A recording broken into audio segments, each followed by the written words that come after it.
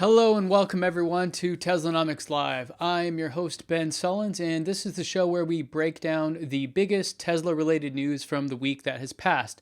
We do it live because, well, things change very quickly in the world of Tesla and Elon Musk. And as you'll see today, some of the stories are literally stuff that's happened this morning. So thanks for joining me. If you are new here and you're watching on YouTube and you want to be a part of the discussion that we have, the Q&A and all that, space is limited, but you can get the invite by joining our email list at teslanomics.co/join. Every Monday right before I send out the link, and then the first 100 people that go register on Crowdcast for the conversation are able to do so. And it's limited for a number of reasons. We won't get into that here, but just know when you get that link, you need to go hop on it right away because space is limited. It's free and all that, so you don't have to worry about any extra costs or anything. It's just a better place to have a real conversation. So today's biggest story, actually, before I get to today's biggest story, I need to remind you that Supercharging is ending, or the free Supercharging for S and X owners, that promo that Tesla's been offering for a long time. It is set to end at the end of this month in April. We've seen that before, so I'm not confident that it will actually go away, but if it does, it would be a real bummer if you or anyone you knew were buying a Model S or X and didn't get free supercharging. It is a pretty awesome benefit. So you can get my code, or just Google or find someone else if you know someone else that has a Tesla. You can find people on forums, whatever. So I'll put a link up to where you can get my code if you guys are interested in that. Okay. First story, and this is a sad one. This is the Tesla Model X crash where a driver actually died, and this was in Mountain View last week. Some new information has came out about it. That's why I'm bringing it up here. Last week, it had already happened, but there really weren't too many details. Now we know that Autopilot was enabled during the time of the crash. Now, just a little bit of background on this. The Model X is the safest SUV ever made. It couldn't be flipped in the test that they did, the safety test, and it is the first SUV ever to achieve 5-star ratings in every single category. So obviously, this is sad, and my heart goes out to the family of the driver. And it is shocking to see kind of what the damage that was caused here. And you can see this is one of those photos that was taken. The entire front of the car was taken off. It did catch fire after I believe the driver was ejected from it. So it caught fire later. Tesla employees had to come in and try to figure out what happened. And after analyzing the logs from the vehicle's data, they were able to determine that Autopilot was on. Now, there are some interesting takes on this, and there's some reasons I wanted to talk about this. First is that Autopilot isn't perfect. I, as someone that has just recently got it with my Model 3, have really tried to test the limits, and I'm going to be sharing a lot of those tests upcoming with you to help educate and inform about where Autopilot is and where it isn't. Because I think if you've never had it and all you do is hear the stuff in the media and maybe some of the marketing materials from Tesla, you maybe have this false sense of like what it's truly capable of. Here's an example where I'm really confused at how this happened. I have seen a video of this exact segment of freeway where it occurred, and it looks like what may have happened, and this is my speculation, is that there was an exit to the left on the freeway, and there's a gore point where the freeway actually splits like this, and then you have the left exit, and then you would just keep going straight. And there's a break in the road line right there, and what I'm speculating may have happened is the Autopilot may have taken it as if it were getting off, but it went right into the gore point and then directly into the barrier. Now, some facts about the crash were that the barrier itself had an accident recently that left it practically nothing. So usually these barriers are quite long and meant for, if a car hits it, to absorb a lot of that impact, and the majority of that was gone. Tesla posted this in their update last week about it, where they had a before and after photo. And so that's one of the reasons why people think that the crash was so severe. I'm confused as to how Autopilot did that, how it actually went into that lane. And I assume we'll hear more about that as time goes on. So as of right now, this is pretty sad, and it's really tough to see because it's one of those things where this is one data point among thousands, where this is obviously a tragedy that no one ever wants to have happen. And yet, when you look at it in the full context of the data, it seems rather insignificant. But of course, that's no consolation to the family of the driver here. So I don't want to ever understate how sympathetic I am, and how much a photo like this and this incident really affects me and probably a lot of you guys as either fans or owners of Teslas as well. So, with that, Tesla did point out some stats about this, and they've been given actually kind of a bad rap for that in the past. But one that stood out to me was that there is an automotive fatality every 86 million miles across all vehicle manufacturers. And for Tesla, there was one fatality, including known pedestrian fatalities, for every 320 million miles in vehicles equipped with Autopilot hardware.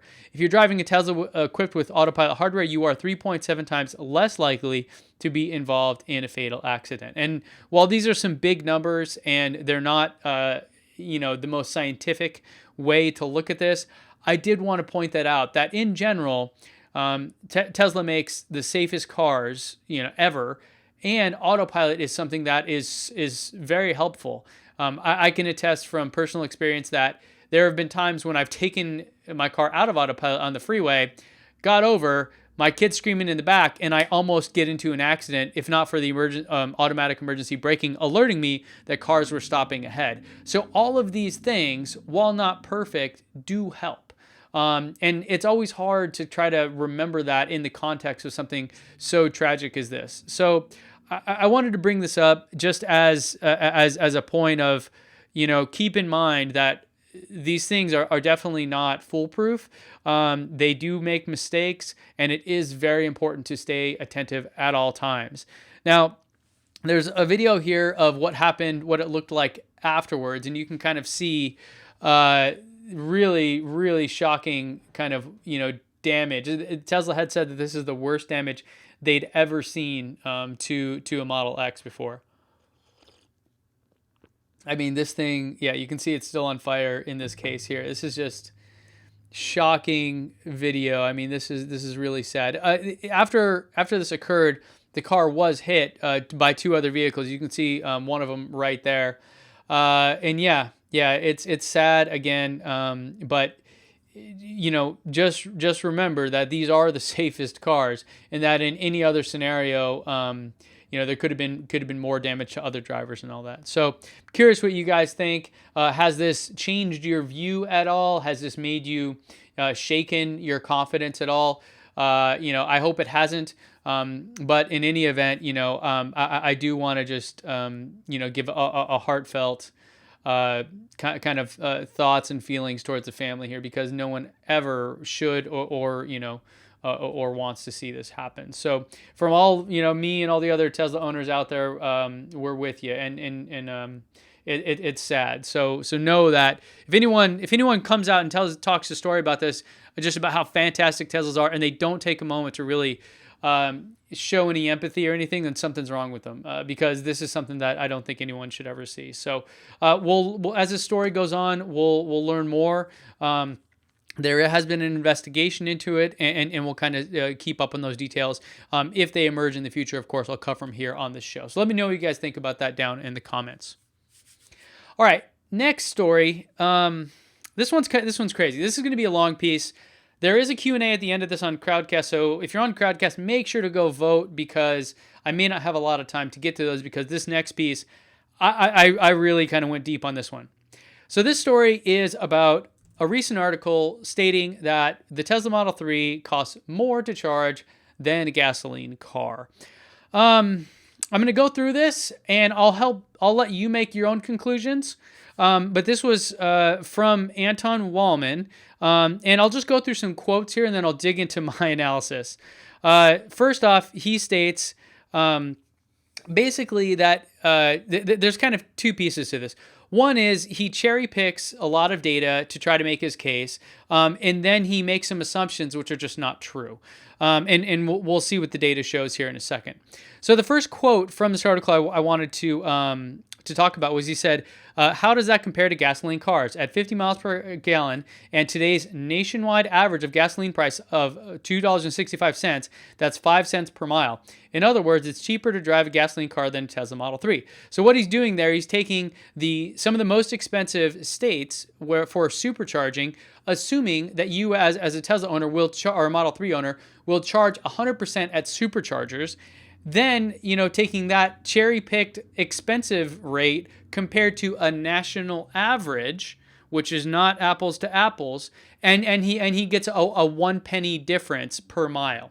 And as you see when we dig into the detail, I don't know why, but he wasn't able to really do the math and figure it out. But we were able to do that. So next quote from this that I thought was funny was, he talks about an EV battery, and he says, it is understood that you should not have to pay for a new EV battery within the first 10 years, if for no other reason because of the warranty and general expectations of reliability. However, at some point, the day to buy a new battery will come.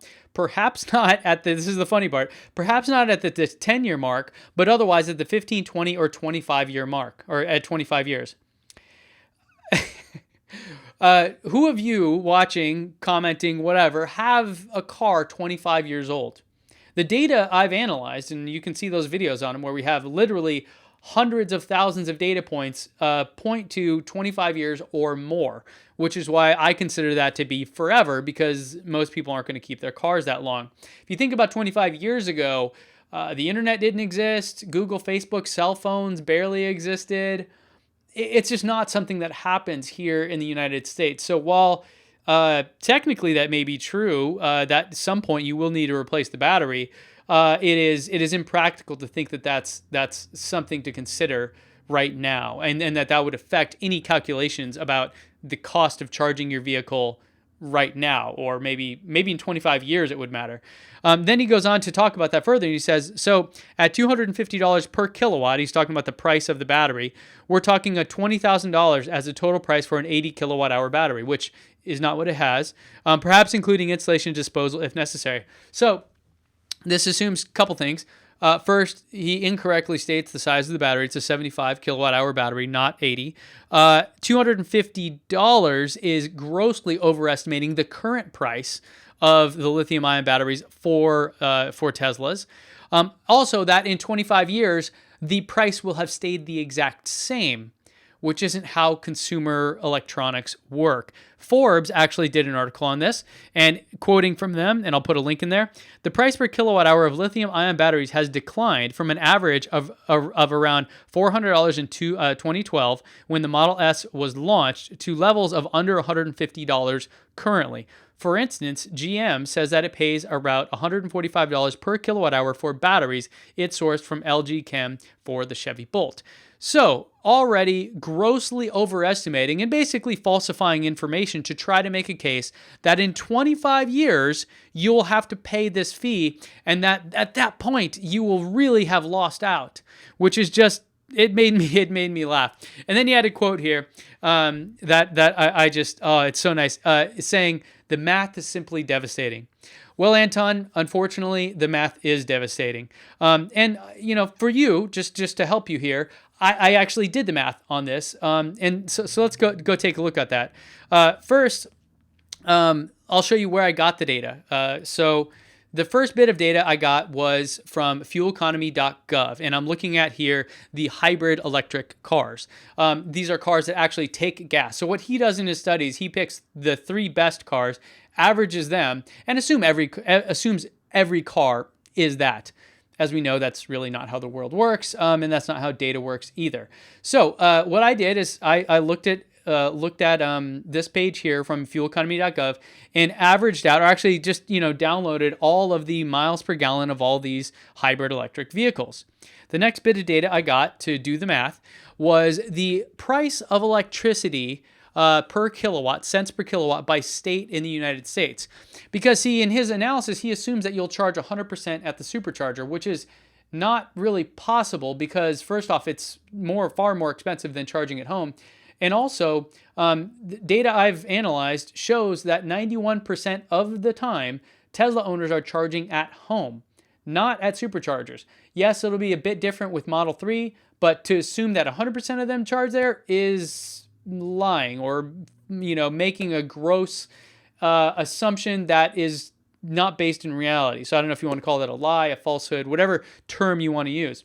The next one is the price of gas. Now, he used a national average, but of course, we don't pay national averages. You pay whatever it is in your state. So I downloaded the data from GasBuddy for every state. So I put all the links in there and I pulled this together into a Google Sheet. So in the Google Sheet, I have all the data here. So I have here the average price of gas for every state. I have this is the fuel economy here for every different car. And this took a little while to parse. The electricity cost, the average retail, and this comes directly from that website, as you can see there. And these supercharger costs. Now, supercharger costs have multiple tiers in a lot of states, and so in those cases, I average them. There's kind of complex about what you'll actually pay depending on where you're at with your battery, how fast the charge you're getting, etc. It's really impossible to calculate in a general sense. So the best way to do it is to average those two. So that's what I do there. And then in other states like California, it's just a flat rate, so it's the same. That's all my source data. And what I did is I actually pulled that together into some analysis here. So let me switch over and we can kind of run through that now. Here we go. Okay, so this is a story that it's called a story in Tableau, which is the software I'm using. And I put this together. This will be online on Teslanomics.co shortly. It starts out with the story here, the kind of background. So I looked up Anton's background, and he currently lists himself as an unemployed gambler. He published that report, as I mentioned. And in this story here, we did the devastating math, as he calls it. So the article is here for folks, that haven't done it. And here's his LinkedIn. I matched up his Seeking Alpha profile, which lists this managing director, Think Equity Partners, as well. It matches even though you don't see his photo here. When I searched for that name, this came up and all the job experience seemed to match. So I believe this is his profile. So I'm not making up when I call him an unemployed gambler. Okay. So the first thing to do was to look at the monthly gas cost by state. So I took all that data, as I mentioned, and I parsed it, and here you go. So we're driving 1,300 miles per month, and we get 45 miles per gallon is what I'm putting. He put 54. It's kind of crazy. The actual average of all those vehicles, the hybrid electric vehicles, is 32. So if we wanted to do true, apples to apples, this miles per gallon here should be 32. And again, when I put this online, you can actually play with these numbers yourself. So you can kind of, check my math or check my work. You can even download the entire thing and do all that if you guys, want to dig in deeper. So if we assume that that's 32, here is the cost by state. So this is how many gallons of gas you'll need to drive 1,300 miles based on this miles per gallon. Here's the cost of gas, the average in that state. And so multiplying those two numbers gives you the monthly gas cost. So you can see like in California, we're at $142, etc. And this kind of goes all the way down. But, because we want to be nice, I'm a nice guy, let's give him the benefit of the doubt and call it 45, closer to what he's stating, but he's completely cherry picking those results there. So then let's do that same math for Teslas, or for the Model 3 specifically. So here you have every state broken down again. You have the kilowatt hours necessary per month. So 1,300 miles and the watt hours per mile of 260, which is what I've got in my real world test and was kind of what is advertised out there. And a 15% usage of the supercharger. Remember that 91% of the time people are charging at home based on the current analysis and data we have of thousands of Tesla owners. Now, assuming Model 3 owners are a little bit more than that, I bumped it up 5%. We can play with these numbers, and you can see kind of as I do that here, it kind of shifts the cost and goes between them. But there's really very, very little chance that anyone will be charging 100%. And in fact, if you do, it could damage your battery and things will change and all that. So it's really not feasible for somebody to do that. So it's unrealistic is kind of what I'm saying. So there's your electricity cost, the cents per kilowatt hour, the supercharger cost in that same state, the cents per kilowatt hour. And again, that's an average if it's somewhere that has a tiered pricing. And then you just multiply those out. So this is how much in electricity you'll be paying, and the total monthly cost for your Tesla there. So then you have your gas cost versus your Tesla cost. So you can see that you have Alabama, $70, and the Tesla cost would be $35. And you can see that there's the price difference there. So these kind of all just, go down. And again, we can adjust the watt hours per mile, the miles per month, the percent supercharger, the miles per gallon, kind of all the parameters here. Then if you want to see this same graph broken down in a graphical format, you can see that from low to high, the actual comparison here, this is the percent savings is what the bar represents. Hawaii has the least. Electricity super expensive. Gas is insanely expensive. So those things, make it kind of the worst case scenario of 14% savings. And the further down you go, you have an average of 47% overall. But notice there are no cases here where it goes negative. Now, if you were to bump this up to, I think it was 55, 60%. So if you live in Hawaii and you charge at a supercharger 60% of the time for your Model 3, then you will be about 2%, you'll be losing about 2% compared to having a gas car with 45 miles per gallon. So, if you look down, though, the average is still 31% savings. Now, if you bump this up all the way to 100, you're still, on average, across all 50 states, saving 17%. Some states, yes, it is true, you would be spending more money. And again, that is not reasonable. It's not practical. And in fact, Tesla won't let you do it because at a certain point, the supercharger will damage your vehicle's battery. So they will limit how fast that charges and how much you can charge. So this isn't reality. And even if you take it down to 50%, you're still, on average, saving 35% over a gas car, a very big chunk, especially if you drive a lot. So back in the real world, where we're maybe 15%, you're saving almost 50% over a gas car.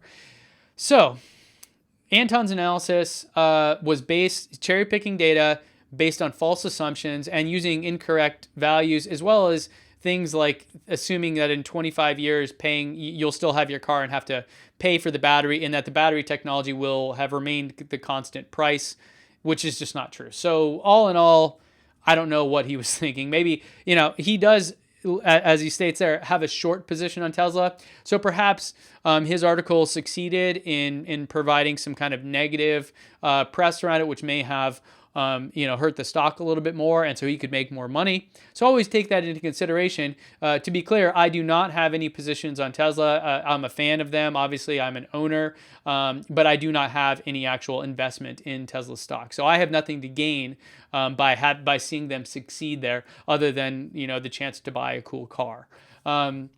So to wrap up the analysis here, he chose these 6 states. And to quote the article, because those would be the ones where most EV buyers are anyways. I wonder how he figured that up, just finger to the wind kind of a thing. He also used the dollars per kilowatt from the Tesla superchargers in these states. However, a national average of dollars per gallon, which again is not apples to apples.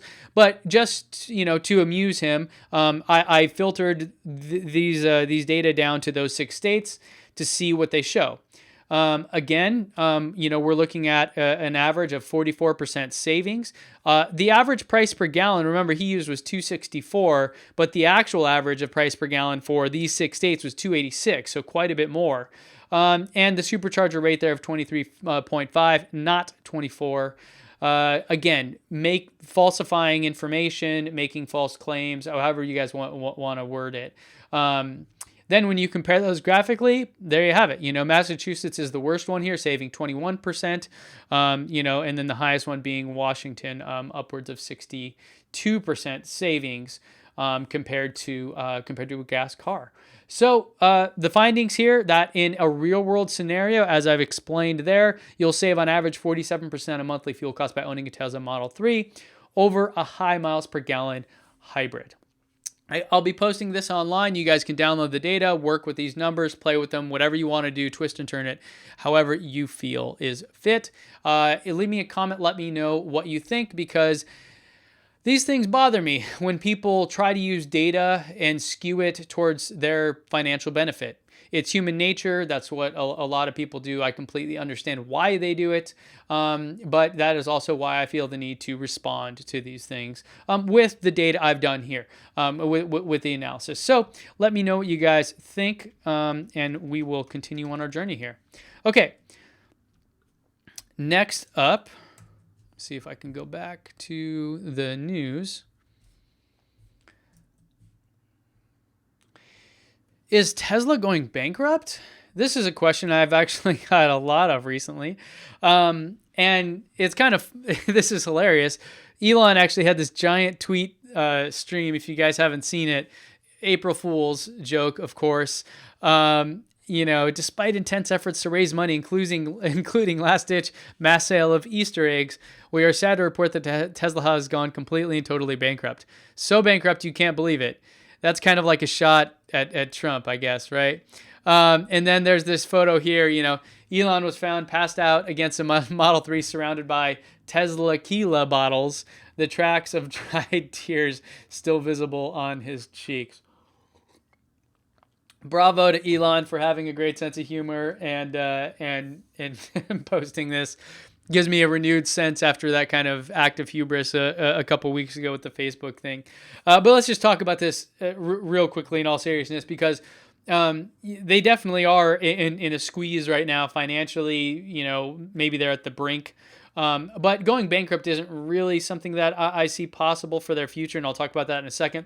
But the key is how fast they can produce Model 3s. So here you have their Model 3 tracker from Bloomberg. Now, these guys, it's a bit slow to respond, and Tom and these guys have done a great job here. You can see that there was a dip where they actually shut down production, which was first spotted here, and then Tesla confirmed, so this is, I think, a pretty great way to look at it. I don't know how far out when they have these next these trends here. I'm not really how far out that is. Maybe a week, maybe 2 weeks, and I'm not quite sure how they're actually how they're doing doubling production here in a week or two. It doesn't make any sense to me. But Elon did just recently report that, or in an email to employees, that they're hitting 2,000 Model 3s per week. Now, we don't have a date yet, or let me just double check. I don't think we have a date yet for the next Q1 reporting, but usually it's pretty soon, and often, within a day or two after the quarter ends, we get an update letter, which we don't have yet. You can see here only the Q4 results. So very soon we'll have more details on that, but this report from Jalopnik here showing that Elon sent an email stating that they were making 2,000 Model 3s per week is great news. And basically, that should be the end of the discussion when it comes to them going bankrupt. But just to kind of put some kind of a logic behind it and how it works, there's a great video here by The Rest of Us, which is a fantastic YouTube channel you should check out. Really a great job explaining concepts like this. And in the video, he kind of talks about a company being able to there are three kind of pipes that keep a company operating. And the idea is that losing money is fine as long as you have money in the bank, as long as you have cash on hand. Once you run out of cash on hand is when the company dies. This is a very, very well done video. I'll put the link down there. But there are three kind of pipes here: operations, investing, and financing. Operations is essentially the money you make or lose on your actual product. In this case, Tesla cars, energy, etc. Then you have your investments. In this one, notably, is the Gigafactory. as well as, other factories potentially, or other build outs, cost of materials, those kind of things. Then you have the third one, which is your financing. And so this is, stocks, the money you make off of going public is a big event. And then also, like, they just did the bonds. They started selling those a couple months ago. And then also, you can just raise a new round of capital, which dilutes your shares and all that. My friend Gally has a great channel called Hyperchange TV also, where he goes kind of in depth and all that stuff. He kind of has a great background in finance. So I'll link to his channel as well to dig into that. So the point being that as long as their cash reserves aren't completely depleted, then they will survive. And they've been able to survive basically by continuing to get, better rounds of financing and things like raising money through the bonds and all that. So those are coming kind of short, I think, and they might need more cash, which means they probably would end up diluting shares. But the real pinch, the real problem about this pipe here, this financing one, is that Moody's recently downgraded them, and so that makes financing harder to get because then you have to pay higher interest on it. And so that really, really hurts. Now, the key point, though, is that if they can get the Model 3 ramp up fast enough, then that operations one will start to generate money. And as soon as that happens, all of the other problems will kind of resolve themselves because cash is kind of the air that they need to breathe. And my opinion is that the investment, the companies, the firms, and the individual investors that have financed Tesla to this point are so deep that they're past the point of no return, that they could not and will not let Tesla fail, because that would, be detrimental to their own investments. And they're so deep into it that I don't think that this financing pipe is going to run out. Now, I'm not a financial advisor. There's obviously more going on here, but that is my view of it. As we hear more and more good things about the Model 3 ramp and them making that, I think that a lot of these discussions are going to kind of die away. But if you want to know more, I'll put a link to this video, which again, I think it does a really great job explaining it, as well as my friend Gally's channel called Hyperchange TV, which has some really good thoughts and analysis on this. All right, and with that, the Model 3 was actually named the Automotive Car of the Year by Popular Mechanics. Imagine that. So it's kind of like a nice little cherry on top here from all the stuff we've talked about today. The Car of the Year. I mean, that's a pretty big honor. I definitely think they deserve it. This car is a game changer. It's really gonna help us, achieve the kind of mass market adoption of electric vehicles, even though it is pretty expensive, of course. I think it's going to change the shift people's perception of EVs as the Roadster originally did, and then the Model S did, and X and all that. So I think it's a catalyst. It may not be the most selling EV ever of all time. It probably will be in the short term, but then in the long term, I definitely could see a Honda or Toyota or somebody else coming out with a truly, $17,000 EV that is great and still worth buying, and then that becomes the one. So, kudos to Tesla again for this award. I think it's well deserved. And with that, let's hop over to Q&A. Now, if you're on YouTube, we're going to, this will be the end of the broadcast here. I may post the Q&A later, but make sure to get on our email list again at teslanomics.co/join. That way you don't miss the invite to the conversation we're about to have over on Crowdcast. All right, so thanks for watching, guys, and we will get right over to it.